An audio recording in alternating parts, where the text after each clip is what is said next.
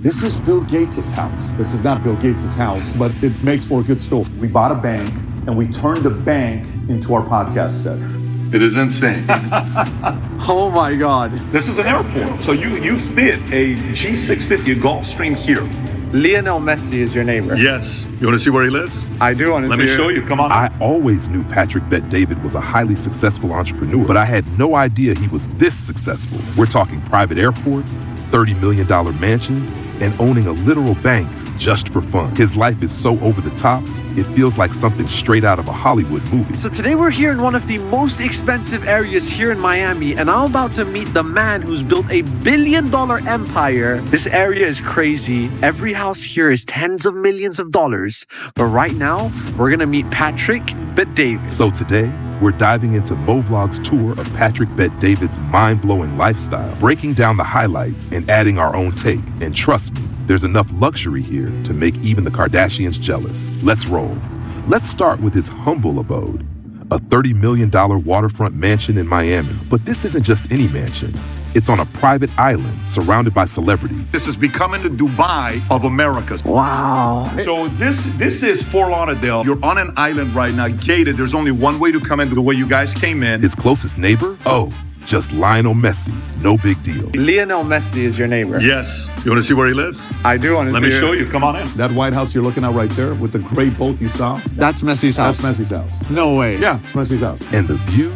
Stunning doesn't even cover it. Patrick even joked about Messi handing out candy on Halloween. 3 weeks ago, it was Halloween, and you're walking out trick-or-treating. He's outside. His family's outside. You know, it's just regular. Again, safety, security. Imagine knocking on his door and coming away with a full-size Snickers from one of the greatest soccer players of all time. But the best part? Patrick's dad wasn't sold on the idea of spending this much money, promised him the best room in the house. A balcony overlooking the water was all it took to seal the deal. This is my dad's room. My dad, when I first came here, he says, why would you spend this kind of money on a house? Get a small little house. You're going to be okay. You're going to be happy. I said, Dad, let me just tell you, if we buy this house, I want to tell you which room is going to be your room. I said, that's going to be your room. And this is your view.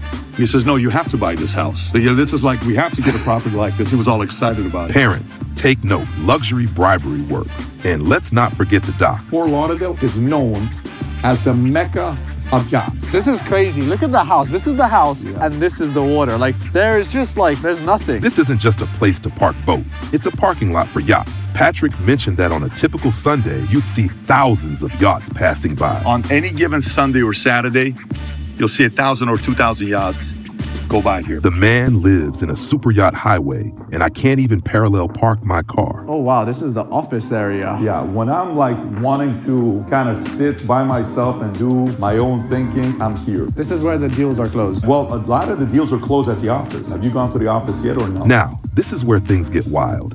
Patrick didn't just buy a bank. He bought it to turn the vault into a podcast studio. How much is a bank? Like, you bought We bought a bank and we turned the bank into our podcast set. So the vault is the podcast set. You literally open up the vault. It's a couple £1,000. You go in. We turned the bank vault into podcast set. We bought that building, 2 stories. Listen, we had employees trying to find some money in there. They couldn't find it. Right? Imagine walking into an actual bank vault to record episodes with people like Donald Trump and RFK Jr., and every guest leaves their signature behind. Trump's signature is right there from 2 weeks ago, 3 weeks ago. Donald Trump's signature. Donald J. Trump. It's like a hall of fame for the world's most influential people. Patrick didn't just repurpose the bank, he turned it into a monument to his empire. The craziest part? They couldn't close the door during Trump's interview because there were 9 people in the room. 9!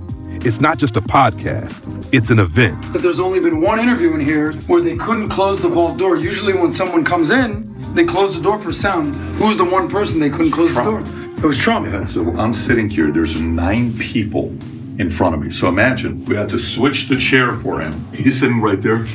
9 people are sitting in front of me. Yeah. It was such a boss move. Private airport as an office? Why not?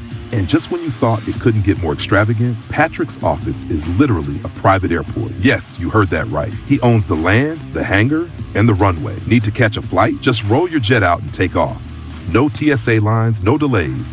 Just billionaire efficiency. Right now, we just made it to the office. This is not a normal office. This used to be an airport. This is the airport. This land is the land where weapons would be transfer to other places. Most of these properties you buy on the airport are a land lease. We own this land. So let me show you inside the property. This isn't just a flex, it's practical. Patrick mentioned that most airport land in the U.S. is leased, but he owns his. That means no one can tell him what to do, and the man essentially has a personal air traffic control. We met with the director of the airport, and you literally call him on. Hey, we're leaving tomorrow at 3 o'clock. No problem. Get the whole thing scheduled, plane, open a gate, we go out, you're next on line, you take off. It's like a plane parking lot. And let's talk about the office itself. It's not just an airport. It's a headquarters for global domination. From private meeting rooms to spaces for building future projects, this is where dreams become reality. There's a full-on 2-bedroom that we're tearing this whole thing down. This was a bedroom. We're gonna tear this down. This whole thing will be torn down. We got a washer and dryer here. That'll be torn down. And we'll fit another 60 employees here. And then on this side, come around here. This is sick. Wow, guys. Oh my God.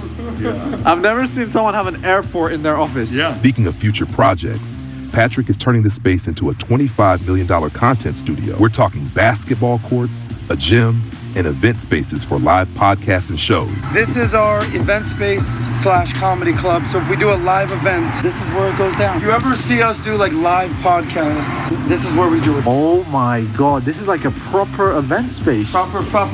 If this place couldn't get any cooler, there's a literal Transformers. This is bigger than me. It's not just an office. It's a playground for billionaires. Wow.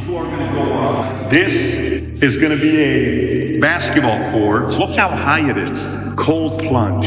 Any of those things we're gonna have upstairs. Finish with your day. Come have a basketball game, play pickleball, create content, go upstairs, work out. Excited about this. You have a vision. Feeling it all. I talked to a realtor who doesn't believe we can buy this property. He says, listen, Patrick, respectfully, I know you're stubborn. You will never buy this property. And we got it. And we got it in an auction. We had to give $25.2 million cash to get this property. Zero financing. We bought this thing cash. We gave him the money. Patrick explained his vision. A place where creativity meets business.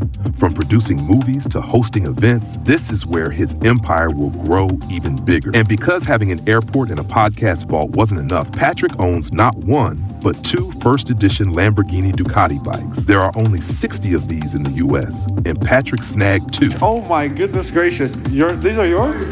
Yeah, there's 60 of these in America. We own 2 of them. This is the first edition of Ducati Lamborghini Diavel that they did. These bikes aren't just vehicles, they're sculptures on wheels. This is where they're gonna park their private jet. In a couple of weeks, Patrick's gonna have his own airplane here. Patrick's lifestyle isn't just about wealth. It's about vision, drive, and knowing how to make things happen. From a $6 million bank to a $30 million mansion and a $100 million portfolio, he's living proof that hard work pays off. If you thought this was impressive, you have to check out Movlog's full video for even more jaw-dropping moments. And if you're curious how Patrick compares to other wealthy creators, watch our video on YouTube's Richest Stars next. It's a wild ride you won't want to miss.